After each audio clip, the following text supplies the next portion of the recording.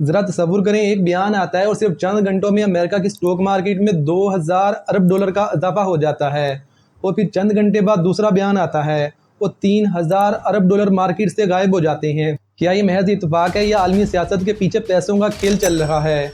क्या अमेरिका और ईरान के दरमियान सीज फायर होने वाली है? और क्या इस सीज फायर में पाकिस्तान वो काम करने वाला जो ना अरब मुल्क कर सके ना यूरोप? लेकिन यहाँ पर सवाल ये उठता है कि अमेरिका और ईरान के दरमियान सीज फायर कैसे होगी, क्योंकि सीज फायर के लिए दोनों के कुछ मुतालबात हैं और ये मुतालबात इतने खतरनाक है कि इनके दरमियान ब्रेक थ्रू होना भी लगभग इम्पॉसिबल है। तो फिर पाकिस्तान ये सीज फायर करवाएगा कैसे? और क्या पाकिस्तान जो सीज फायर करवाएगा इसराइल इसको मानेगा? ऐसा नहीं हो कि पाकिस्तान सीज फायर करवाए और चंद दिनों बाद इसराइल ईरान के ऊपर दोबारा से हमला कर दे, तो ऐसे में रिस्पॉन्सिबिलिटी तो पाकिस्तान की होगी।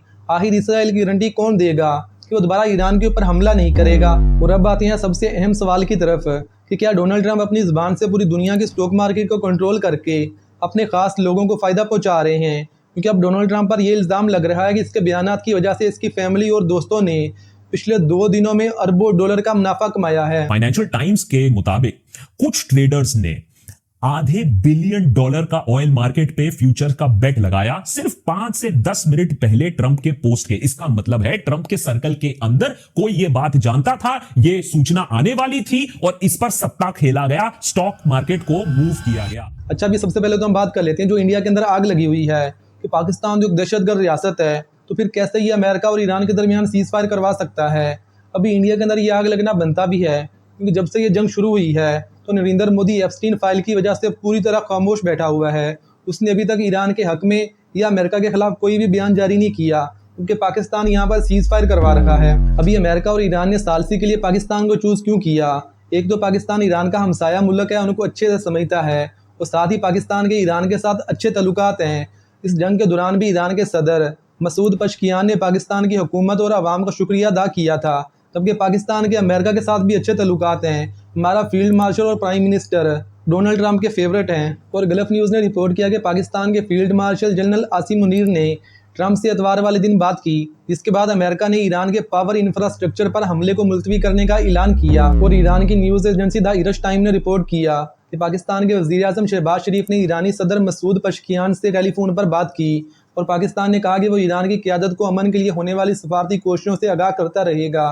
ओबियसली जो असल बात होती है वो तो बाहर आती नहीं है, ये तो एक ऐसे ही बयान बाहर आ जाता है। जो अंदर खाते बात होती है वो कभी भी बाहर नहीं आती। पाकिस्तान की वजारत खारजा के तर्जमान ताहिर इंद्राबी ने अल जजीरा को बताया, अगर फ्री कैन चाहें तो इस्लामाबाद हमेशा मुज़ाकरात की मेज़बानी करने के लिए तैयार है। अब ये एक बात तो बिल्कुल साफ है कि डोनाल्ड ट्रंप इस जंग से निकलना चाहता है, इसमें कोई शक नहीं है, क्योंकि डोनाल्ड ट्रंप ने इस जंग के अंदर अमेरिका के 1.5 दर्जन से ज़ायद तैयारे तबाह करवा लिए हैं, इतने अमरीकी फ़ौजी मरवा लिए हैं, पूरे मिडल ईस्ट में मौजूद अमरीकी फ़ौजी अड्डों को तबाह करवा लिया।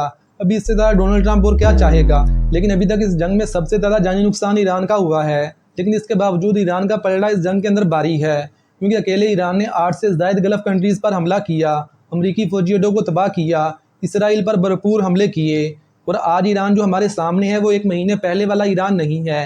अगर आज सीज़ फायर होगी तो ईरान की शर्तों पर होगी। अभी ईरान ने सीज़ फायर के लिए तकरीबन 5 शर्तें सामने रखी हैं कि भाई अगर इनको मानते हो तो सीज़ फायर होगी, नहीं तो मैं तो हमले करता रहूँगा ऐसे ही। ईरान का कहना है कि अगर आपने सीज़ फायर करनी है तो आपने हमारे ऊपर हमला किया था, हम तो आपके साथ मुज़ाकरात कर रहे थे, इसीलिए आपने हमारे मुल्क के अंदर जितना भी नुकसान किया है उसकी भरपाई करो। और कुछ रिपोर्ट्स के मुताबिक तो तकरीबन ईरान 100 अरब डॉलर की डिमांड कर रहा है। इसके अलावा ईरान की दूसरी बड़ी डिमांड है कि हमारे ऊपर लगी हुई तमाम पाबंदियाँ मुकम्मल तौर पर ख़त्म की जाएँ, हमें बाकी दुनिया के साथ तजारत करने का हक दिया जाए ताकि हम भी अपना तेल बाकी दुनिया को अच्छी कीमत पर एक्सपोर्ट कर पाएँ। इसके अलावा ईरान की तीसरी और सबसे बड़ी डिमांड है कि मशरक़ वस्ती में मौजूद तमाम अमरीकी बेसेस को मुकम्मल तौर पर ख़त्म किया जाए।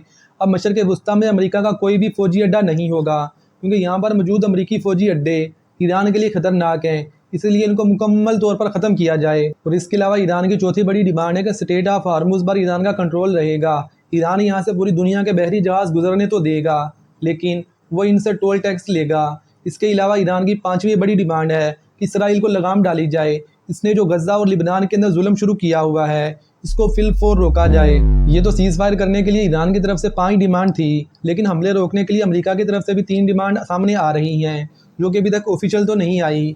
लेकिन जब एक सहाफ़ी ने वाइट हाउस की तर्जमान से पूछा तो उसने ना ही इनको कन्फर्म किया और ना ही डिनाई किया। और सफारती ज़बान में जब किसी चीज़ को ना तो कन्फर्म किया जाए और ना ही डिनाई किया जाए। इसका मतलब होता है कि इस पर अभी काम चल रहा है। अमेरिका की डिमांड नंबर 1 है कि ईरान ने जो 450 किलो यूरेनियम इनरिच किया है वो यूरेनियम ईरान अमेरिका के हवाले करे, क्योंकि अमेरिका और इसराइल किसी भी सूरत में ईरान को एटम बम बनाने नहीं देंगे। Demand number 2, Iran state of Hormuz को मुकम्मल तौर पर खोले और ईरान इस बात की गारंटी दे कि वो यहाँ से गुजरने वाले किसी भी जहाज़ के ऊपर हमला नहीं करेगा। डिमांड नंबर 3, ईरान ये भी गारंटी दे कि वो अमेरिका के किसी भी इत्तेहादी खिलजी मुल्क पर हमला नहीं करेगा, यानी यूएई और सऊदी अरब वगैरह। अभी ईरान अमेरिका की इन 3 में से 2 डिमांड तो मान सकता है। वो स्टेट ऑफ हार्मुज को मुकम्मल तौर पर खोल सकता है और अरब कंट्रीज़ पर अपने हमलों को रोक सकता है। लेकिन अभी जो सूरत हाल चल रही है, ईरान के पास जो भी यूरेनियम है वो किसी भी सूरत में अमेरिका को नहीं देगा, क्योंकि अभी ईरान को अमेरिका और इसराइल के ऊपर बिल्कुल भी भरोसा नहीं रहा। हो सकता है कि पहले ईरान एटम बम ना बनाता, लेकिन अभी इसके बारे में ईरान के अंदर बहुत ही संजीदगी से सोचा जा रहा है कि अगर आज ईरान के पास एटम बम होता तो अमेरिका और इसराइल किसी भी सूरत में ईरान पर इस तरीके से हमला नहीं करते। लेकिन अगर फिर भी ईरान और अमेरिका के दरमियान सीज़ फायर हो जाती है तो इसराइल किसी भी सूरत में पीछे नहीं हटेगा। हो सकता है कि वक्ती तौर पर वो पीछे हट जाए, लेकिन वो ईरान को इतनी आसानी से छोड़ेगा नहीं, क्योंकि जब तक ईरान ताकतवर है तो इसराइल का ग्रेटर इसराइल का सपना सपना ही रहेगा। अगर इसराइल को ग्रेटर इसराइल बनाना है तो सबसे पहले ईरान को कमज़ोर करना होगा या मुकम्मल तौर पर तबाह करना होगा। अभी ईरान और अमेरिका के दरमियान सीज़ फायर होगी या नहीं, इसके बारे में हम कुछ भी नहीं कह सकते, क्योंकि डोनाल्ड ट्रंप बहुत ही होशियार है। इसको पता चल गया कि अगर वो कोई भी बयान देगा तो इसकी वजह से इंटरनेशनल मार्केट में फ़र्क पड़ता है।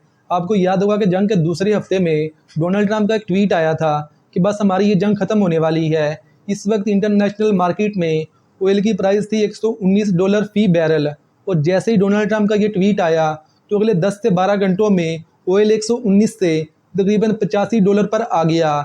लेकिन जैसे ही सामने से ईरान ने डिनाई किया भाई हम तो कोई सीज़ फायर नहीं करेंगे, तो वो $85 से ऑयल $100 को क्रॉस कर गया। और अभी जो डोनाल्ड ट्रंप ने पीर वाले दिन बयान दिया कि हमारी ईरान के साथ मुस्बत बातचीत चल रही है और ये बातचीत ईरान की तरफ से शुरू हुई है, तो इसके बाद एकदम से अमेरिका की स्टॉक मार्केट में 2000 अरब डॉलर का इजाफा हुआ।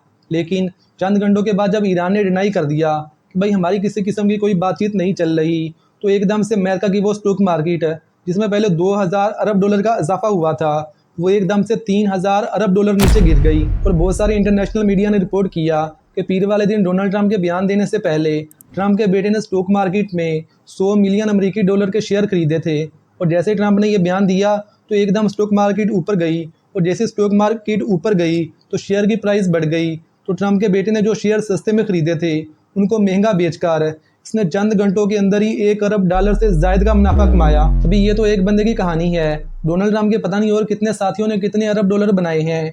अभी सीज़ फायर होगी या नहीं इसके बारे में तो हम कुछ नहीं कह सकते, लेकिन अगर पाकिस्तान अपनी तरफ से कोशिश करता है और अमेरिका और ईरान के दरमियान सीज़ फायर हो जाती है तो ये पाकिस्तान की एक बड़ी कामयाबी होगी, क्योंकि आज इस जंग की गर्मी अमेरिका, इसराइल और ईरान नहीं बल्कि पूरी दुनिया महसूस कर रही है। फिर चाहे वो एलपीजी, पेट्रोल, डीजल या महंगाई की सूरत में ही क्यों ना हो, अगर पाकिस्तान इस जंग को रुकवाने में कामयाब हो जाता है तो ये पाकिस्तान की एक बड़ी सफारती कामयाबी होगी। अल्लाह हाफिज़।